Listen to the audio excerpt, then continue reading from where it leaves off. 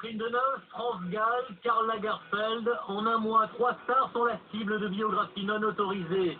Chaque année, elles sont plusieurs dizaines et souvent, ces livres sont des best-sellers jusqu'à 150 000 exemplaires vendus. Alors pour les maisons d'édition, les biographies interdites sont devenues un marché sur lequel il faut miser, un cauchemar pour les célébrités qui sont prêtes à tout pour empêcher leur parution. On met des biographies depuis toujours, sans demander l'avis ou l'autorisation des gens. Chacun a le droit d'écrire, surtout sur des personnages publics. C'est très agaçant d'apprendre que quelqu'un qu'on connaît ou qu'on ne connaît pas écrit pour vous. Donc moi je suis allé jusqu'au bout. J'ai voulu faire ce livre, je l'ai fait, j'ai la conscience complètement tranquille. Toutes les méthodes sont bonnes pour museler, on va dire, un biographe non autorisé. Qu'est-ce qui vaut mieux dans la vie? La légende ou la vérité? Quelles sont les méthodes des éditeurs pour faire de ces livres des best-sellers? Comment les stars tentent-elles de les faire interdire? Enquête sur une guerre secrète que se livrent stars et éditeurs. Catherine Deneuve, voici la dernière star à être la cible d'une biographie non autorisée.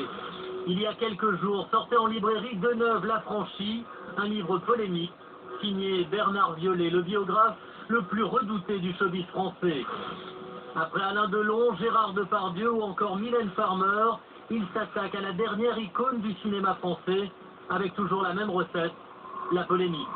C'est sûr qu'en s'attaquant à Catherine Deneuve, il s'est parfaitement humé les pieds. C'est quelqu'un c'est une personne qui a sa discrétion, qui a ses secrets, qui a toujours contrôlé son image, la manière dont ses propos sont diffusés. C'est évident que s'attaquer à elle, c'est l'affronter. Une fois encore, Bernard Violet n'y va pas par 4 chemins.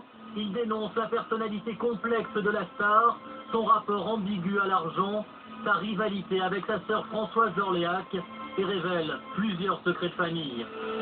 Je pense qu'à travers ses faiblesses et contradictions, j'apporte une part d'humanité à ce personnage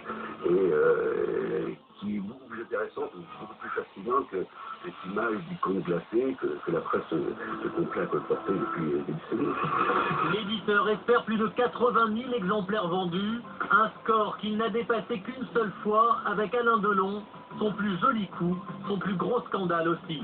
Le tribunal de grande instance de Paris rendra dans 5 semaines sa décision sur l'affaire opposant Alain Delon à Bernard Violet. 1998, Alain Delon saisit la justice pour empêcher Bernard Violet d'écrire un livre sur lui.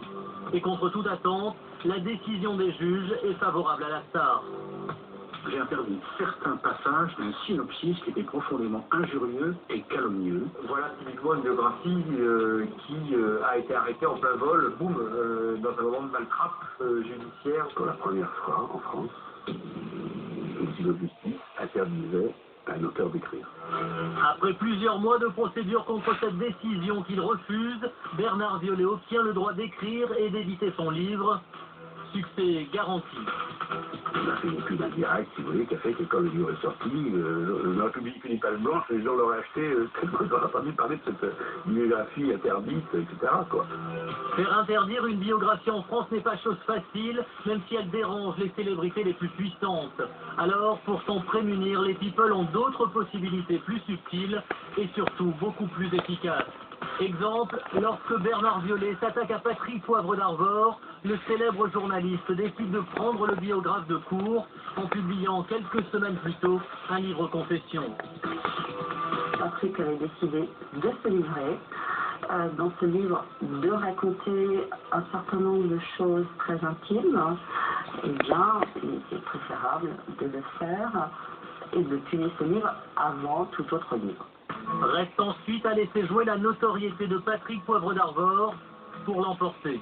J'ai eu tellement de sottises, pardonnez-moi de vous dire, écrites sur moi, dans des articles, dans des livres, des biographies, etc. Est-ce qu'il y en a une qui sort, d'ailleurs, c'est peut-être aussi un peu pour ça que vous avez sorti. Non, parce que j'en ai déjà lu, il y a 8 ans, j'ai sorti aussi.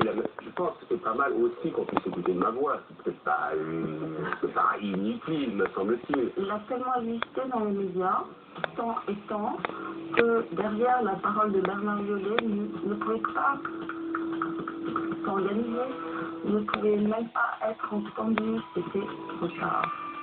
Le journaliste gagne la partie, son livre est un succès, la biographie non autorisée est éclipsée. Mais pour évincer les livres qui dérangent, les stars peuvent aussi intimider. Karl Lagerfeld, par exemple, objet de 2 biographies, l'une française, l'autre anglaise. Pour fragiliser le premier livre qui l'écorne, le célèbre couturier aurait joué de toute son influence. La presse féminine nous a complètement boycotté.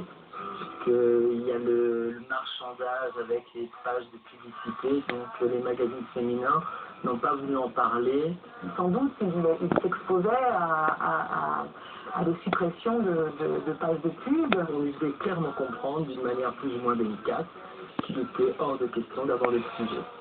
La biographie d'Arnaud Maillard fait une carrière discrète, mais son existence est aujourd'hui moins menacée que le livre d'Alicia Drake, quasiment introuvable en France. À ma connaissance, il n'y a que nous et puis notre librairie, les grands frères dans le 4e, qui a les livrages en stock. Il y a beaucoup de libraires sur la place de Paris, au moins, qui refusent de le vendre. L'éditeur et les diffuseurs refusent de l'envoyer en France. Donc je suis obligé de faire toute une sorte de manœuvre clandestine chez mes confrères en Angleterre qui me l'envoient pour l'avoir.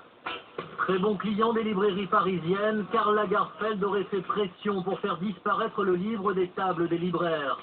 Mais autre fait troublant, ce livre qui est un succès à l'étranger n'a toujours pas trouvé d'éditeur en France.